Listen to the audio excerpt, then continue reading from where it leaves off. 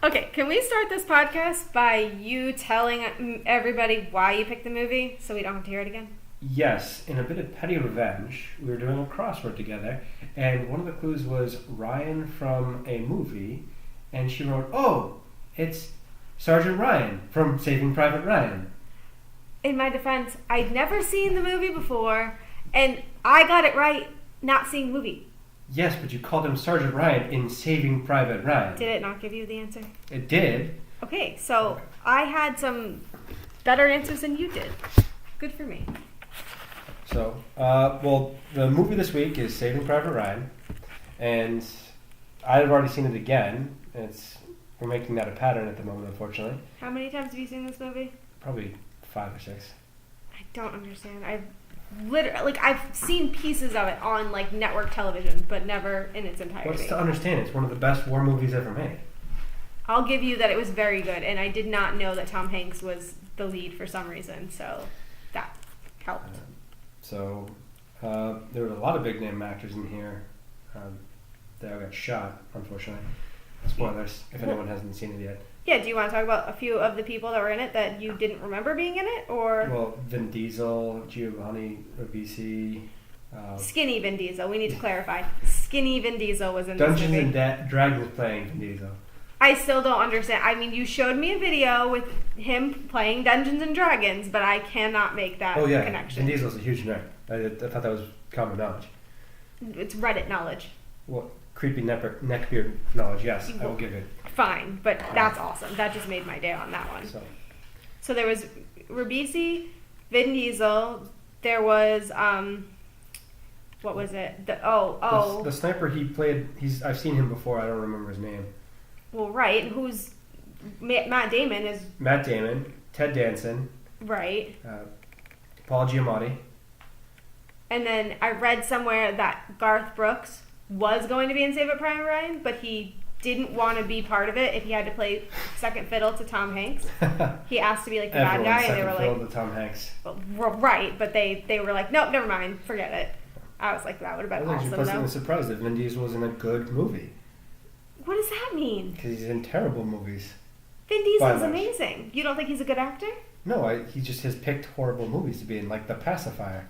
Okay, well, I haven't seen that because it's really dumb. And Furious 12, or whatever they're on now. Oh, Fast. Okay, but those are like niche films. Right, they're terrible movies. This is an objectively good movie, and he doesn't always go there. Before he became famous. Right. Fair. That's fine. Anyway. So, moving on.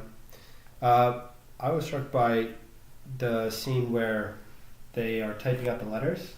That has to be the worst job ever, typing a letter. Oh, by the way, your son is dead. Or by the way, your husband is dead. Or your father is dead.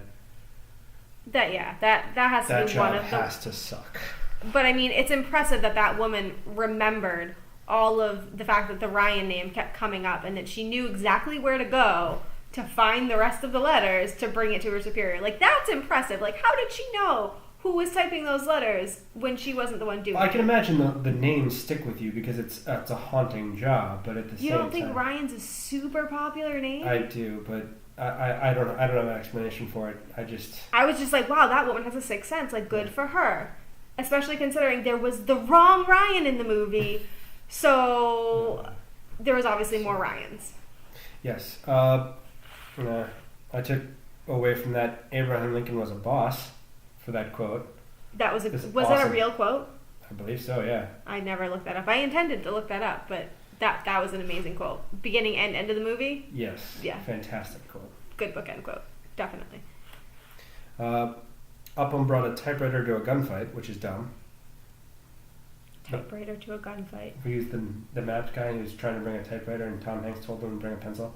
Oh, nobody likes Upham, though, so any scene he's in just kind of right out of my mind. Upham's a bitch. Although you liked him to start with. I will not forgive you for that. Okay, well, in my defense, I'd never seen the movie, and I understood, him trying to have some morality in war, and he'd never been trained before. And plus, it's a cliche. They, of course, went through basic training. He went through basic training. Well, of course he did, but it's the cliche of all the war movies, like you told me Fury, which they show the young guy who's never been in training before, and he's doesn't know what he's doing, and then they redeem him at the end of the movie. This movie just didn't redeem him at all, ever. Right, because Uphams a bitch and he needed to get shot in the face. Or he needed to just save his friends. I don't understand. It's the most aggravating part of almost any movie I've ever seen. He's crying in a staircase when he could have just killed the guy, and the guy wouldn't have even been able to fight back. It's a Nazi, too. I mean, you get bonus points for shooting Nazis. Like, that's... But that guy's... everybody on the web was saying that guy looked like the guy that Upham let go, and I don't get it. They're not the same person. They didn't even look alike to me. me. They looked similar, but that's only because they're wearing the same uniform. Because they had shaved heads. Yes, and they were wearing the same Nazi uniform. I didn't think they looked like at all. They didn't look particularly similar. I could understand it if you don't remember the movie, but... No, but... He shoots the guy that they let go at the end of the movie. Yeah, that's supposed to redeem him? Well... No, don't give him props. No, I can't even do it. I can't do it. Back away. But speaking of looking alike, can we just have this argument? Because I know your opinion, but I think everyone else will disagree with you. Not Gabriel. I said it wrong. Giovanni Ribisi and Andrew Scott, which AKA is Moriarty. No, they look exactly the same. They don't look at all the same. No, they do. There's somebody on Twitter who said that there should be a movie with Giovanni Ribisi and Andrew Scott playing brothers. They don't just say that. They weren't in this movie as brothers. They were just... They said that they should play brothers because they look so much alike. They don't look that similar. I don't see it. I'm sorry. They do. I maintain that the reason I thought that when I said is Moriarty in this movie, because I said that, right? I said that. You did. I maintain that maybe my crazy sixth sense saw Moriarty. It was like the same scene. It was just not him. It just happened to be Giovanni Ribisi, which is also Phoebe's brother and friends. Can I just say that the sniper had one of the best short monologues when he's talking about the serious misallocation of government resources? That's just bright in gold. I don't think I remember that part. I really don't. Well, they're talking about when sending 8 guys to go get 1 guy. Learning how to gripe? Yeah. That scene? Exactly. Oh, that's when you learn about Fubar.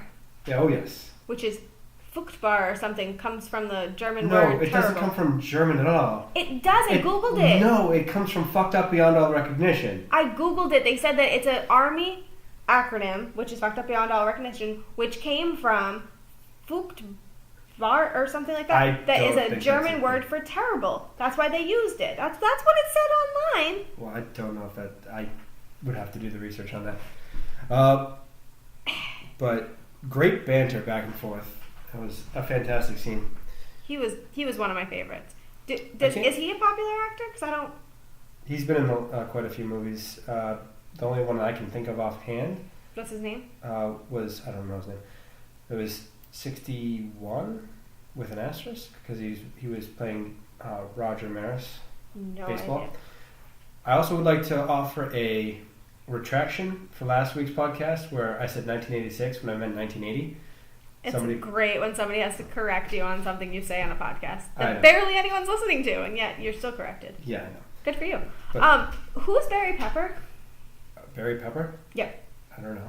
So I was on Twitter looking up, for some reason, I was looking up movies with the name Pepper in it, and it said Barry Pepper, and I clicked on him, and the first movie that popped up that he was in was Saving Private Ryan.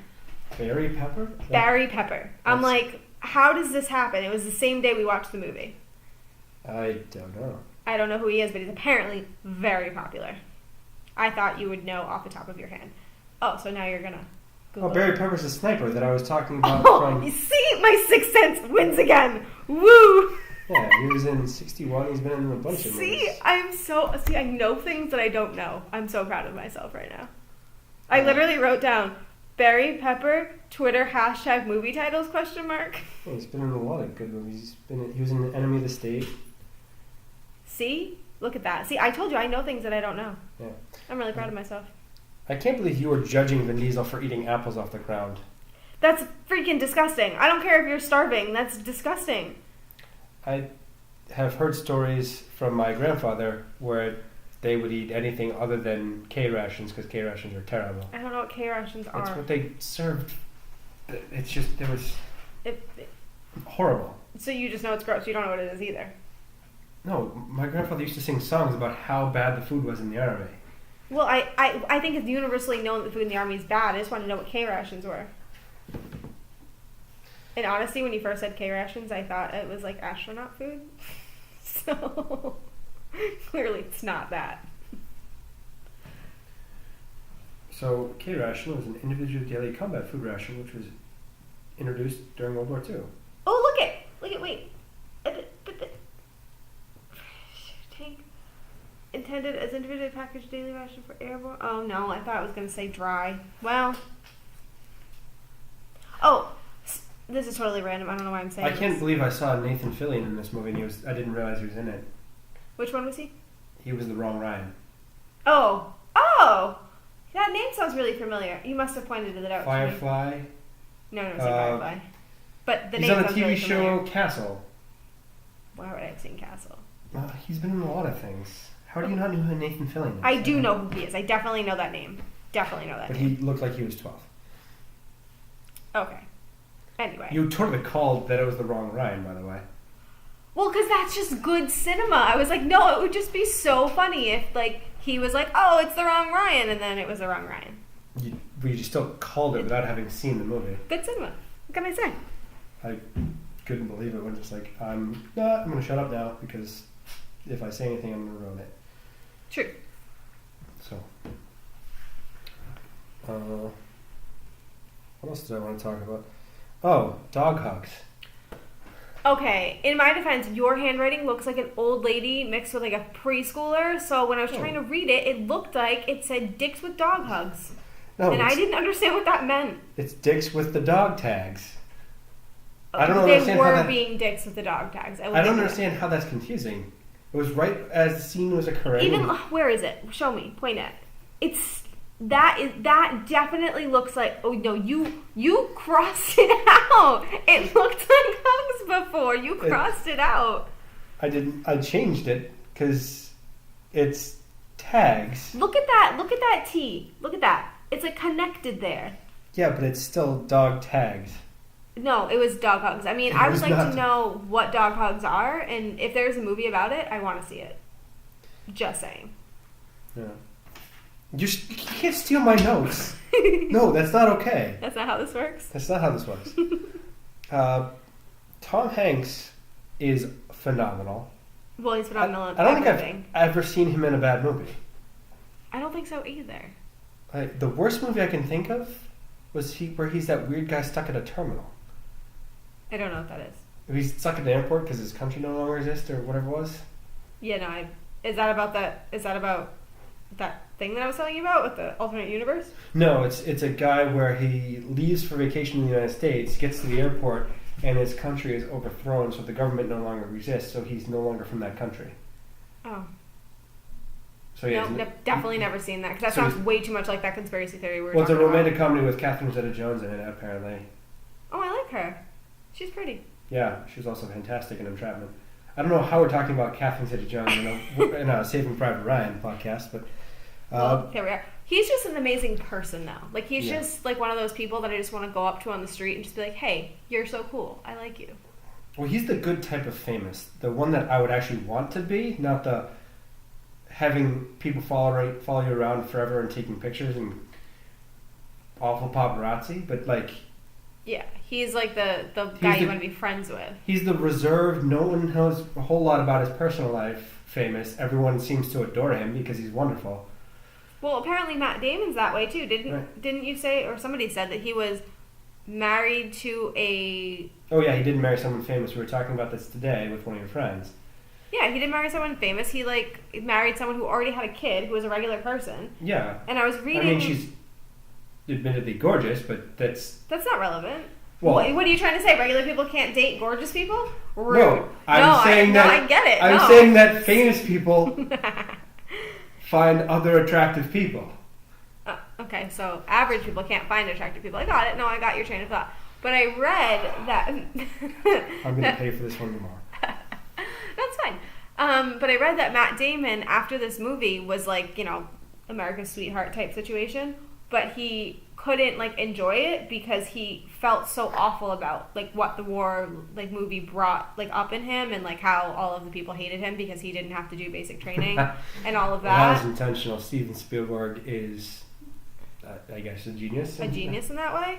I think it's awesome that he made everybody else do all this basic training except for him, just to make people hate him. Like, I find that amazing. He also knew what he was going to say when they finally did track Sergeant Ryan down, or Private Ryan down. What do you mean? When they get to the bridge at the end, and they're like, "You're coming with us," and he's like, "No." Oh yeah, you kept that secret, right? Tell my mother that I'm with the only brothers I have left, which is a badass line, but also makes you a stubborn jackass. But it's kind of like that's what they wanted him to say anyway. Like, they were all complaining, like, what makes him special? Like, why does he get to go home over us? And he was basically saying, I'm not special. I shouldn't go home over you guys. So it's like, it was a double-edged sword. I understand it, and that he definitely was a badass. It's like, no, they just go, so Tom Hanks doesn't get shot by the Nazi that he let go. Fuck that Nazi. Fuck all Nazis for the record. Won't even get into that one right now. I hate Nazis. Well, most people hate Nazis. You need to keep that on the record for future podcasts, so we can... I'm stating for the record categorically, I hate Nazis. Other things you don't categorically hate, but, get into that another time. Let it go. So I think we can all agree Upham needed to get shot in the face. Yes, we can agree on that. Do we want to talk about the end of the movie?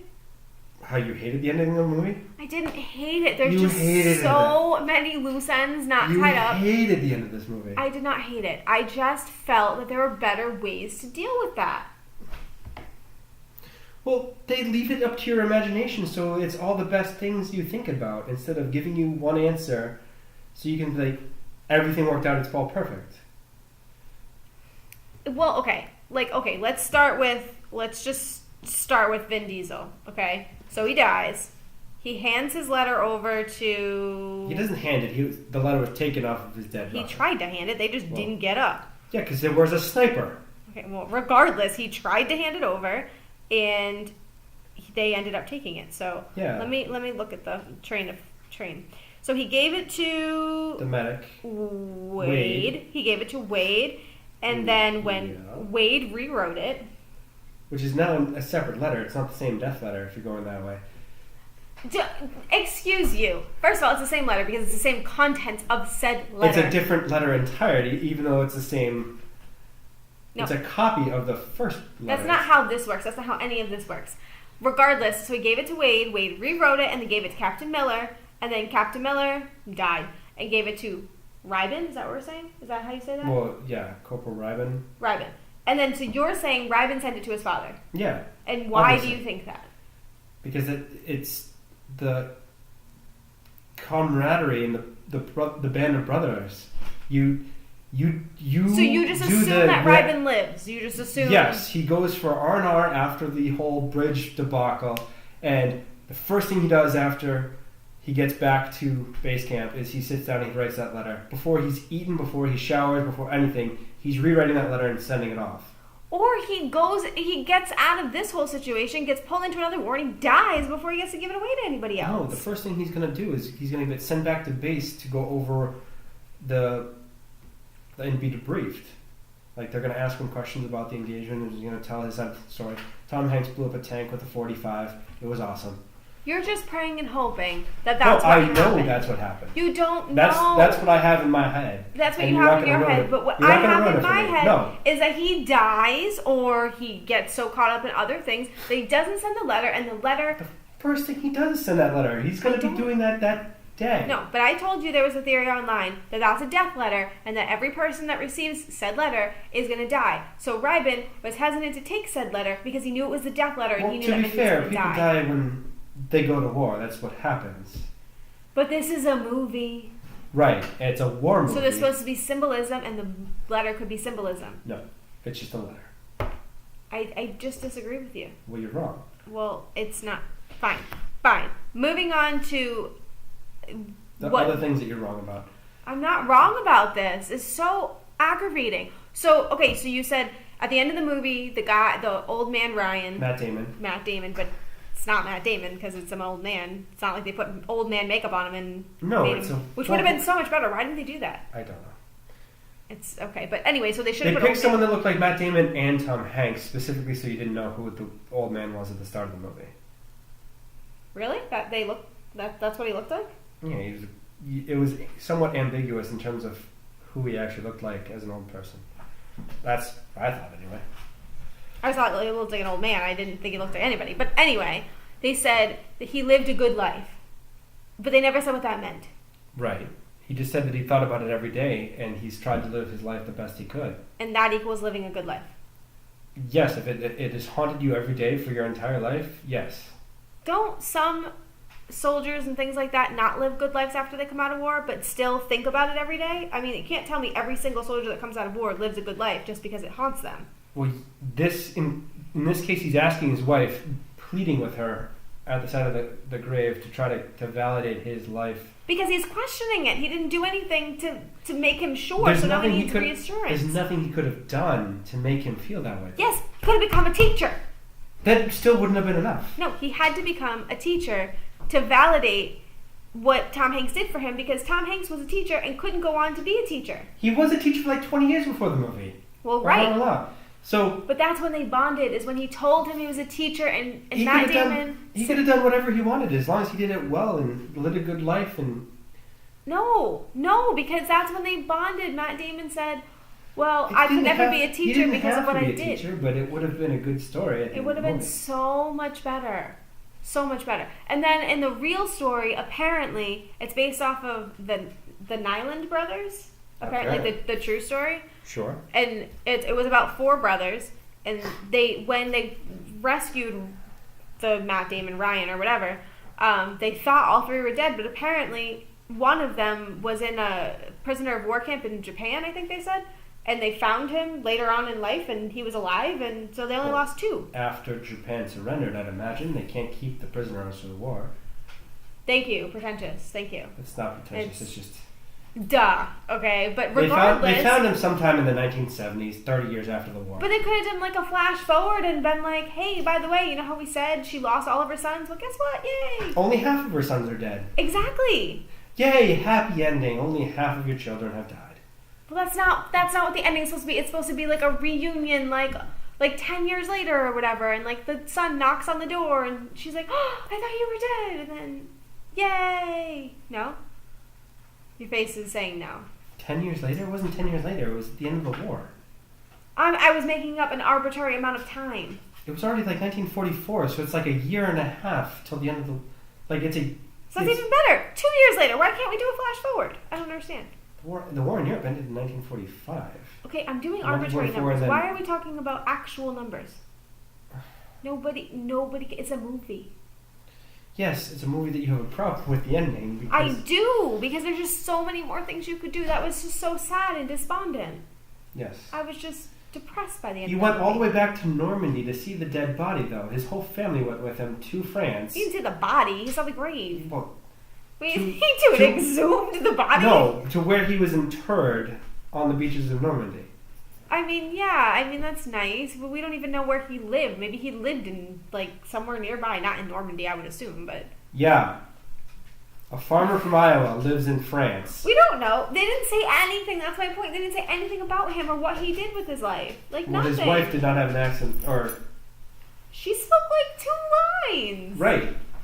But she didn't have an English accent, which is the closest English-speaking country to France.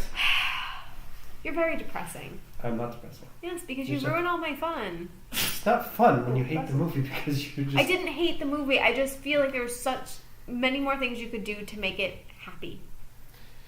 I suppose. Anyways, so I think... Do you have anything else you want to talk about with the movie? Because I feel like we've probably beaten it to death. Well, I think the last thing... Sensitive. Yes, a little bit.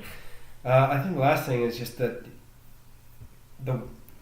Fighting, I would imagine, fighting in war changes your perspective on a lot of things, and I don't really have any frame of reference for that because I have never shot at people. No, but you know people that have been in war, so you have, at least that. Okay, I guess. But I don't know how doesn't really make me qualified to speak on it with any authority. No, well, no, I would hope you wouldn't. Please don't. No. That's insensitive. Yes, entirely. Well, I think that's about it. It's next up on the list is your choice. Oh, the Pretty Lady in the House. I Am the Pretty Thing That Lives in the House, I think is the name of the movie. Although It's whatever's on Netflix about the house that eats people. I don't think that's what the movie is exactly about. That's what the trailer showed. Okay, regardless. But so Pretty Thing That Lives in the House. yes. So overall, Saving Private Ryan. What do you think? I love it. It's one of those things that All-time favorites? it's up there. It's one of the best war movies I've ever seen. So, I know my grandfather who served in the war had to leave the theaters when he saw it originally because it was just too emotional. Yeah, they said they set up a hotline for veterans or something like that for after the movie. Well, it was intense. Oh. I know my dad went with him and Grandpa didn't make it through the D-Day scene before he had to leave. Oh, that's terrible. But okay, so you really liked it. I did. I liked it minus the ending. Of course. So, you know. Yeah. So we did get a few people talking to us about our podcast after podcast 1. Yes, and I'm pretentious and I yell a lot. That was not what they said. They did say I was loud. Yes, they did. They actually did say that. They said, hold on, let me get you the words because that was funny. And hurtful, but funny. Well, I enjoy when people listen and give feedback, you know. He's a bit loud at points in a not pleasant way, if I can offer some constructive criticism. In a not pleasant way. But you know that you're loud. I do know that We I'm have loud. this conversation. I'm pretty sure I shush you in public places very often. Well, to be fair, I was speaking directly into the mic because I didn't know how good it would be last time, so I've been avoiding doing that. You speak from your diaphragm, so you tend to be loud Yes, to I begin have a with. deeper voice than you do, and it just naturally Really? projects. A more. man has a deeper voice than me? Oh God. Oh, I'm so surprised.